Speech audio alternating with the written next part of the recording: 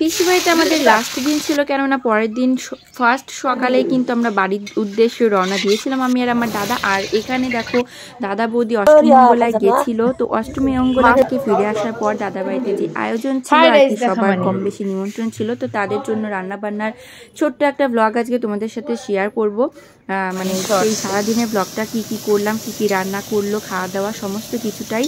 তো দেখতে পাচ্ছ সকালবেলায় কিন্তু আমি মাংস দিয়ে মুড়ি দিয়ে খেয়ে নিয়েছিলাম, কেননা আগের দিনের ব্লগে তোমরা দেখতে পেয়েছো রাতের বেলা মাংস দিয়ে বড়টা খেয়েছিলাম। তো সেই মাংস কিছুটা বেঁচে ছিল, সেগুলো দিয়ে পরের দিন সকালে আমি মুড়ি দিয়ে খেয়ে নিয়েছিলাম। তারপর সবার জন্য কাকিমা খিচুড়ি রান্না করেছিল, যেহেতু শীতের দিন ছিল অনেক রকমের সবজি ছিল, তো সেগুলো দিয়ে সবাই খিচুড়ি খাওয়া দাওয়ার পর দুপুর বেলায় রান্না বসিয়েছিল সকলের জন্য।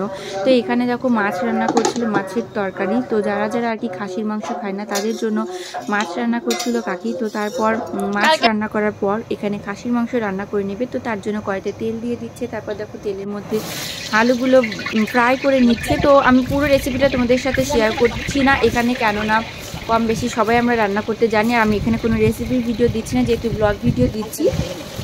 তো এখানে একটু আমি স্কিপ করে করে যেটুকু পাচ্ছি আর কি সেইটুকু তোমাদের দিচ্ছি। তোমরা দেখতে থাকো ভিডিওটা, আশা করছি তোমাদের খুব ভালো লাগবে।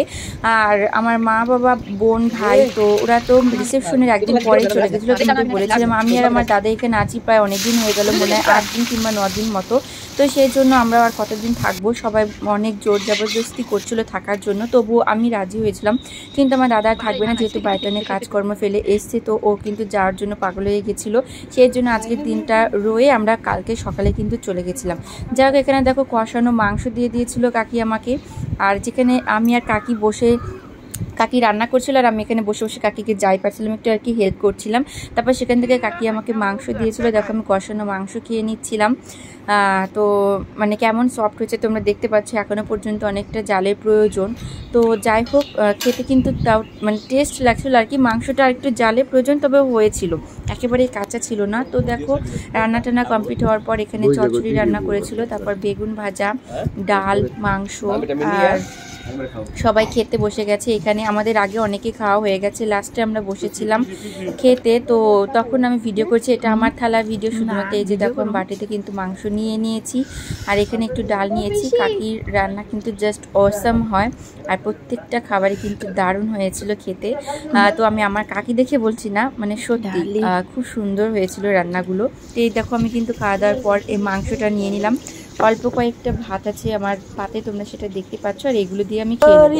এই যে খেতে খেতে আবার পিসিমা চলে এসেছিল, কথা বলছি একটু তোমাদের সঙ্গে। তারপর চলো আমি খাই, তোমাদের সঙ্গে খাওয়ার ভিডিওটুকুই শেয়ার করি, যেহেতু বলছি আজকে ছোট্ট একটা ভ্লগ। তো দেখতে থাকো তোমরা ভ্লগটা, আর কেমন লাগলো কমেন্ট করে জানিও, আর চ্যানেলটাকে অবশ্যই করে সাবস্ক্রাইব করে দিও।